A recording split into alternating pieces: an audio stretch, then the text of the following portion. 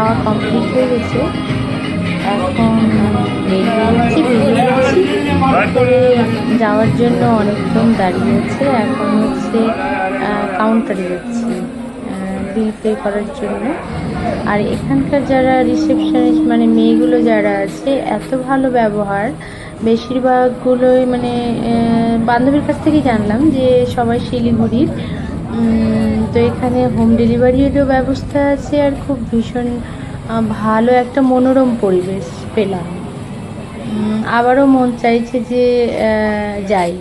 হ্যাঁ, কুরবানির সময় নাকি অফার আছে, যারা যেতে চাও চলে যেতে পারো। দেখি আমরা যদি যাবো তো যাবো, দেখা যাক।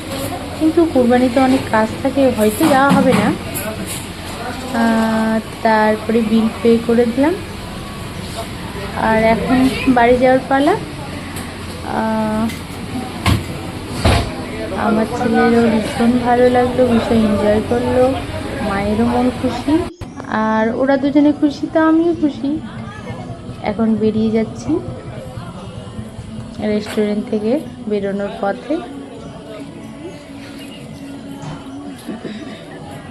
মা আর আমি গল্প করছি, আর আমার ছেলে তো থাকতেই চায় না, খালি তিরিং বিরিং এদিক ওদিক।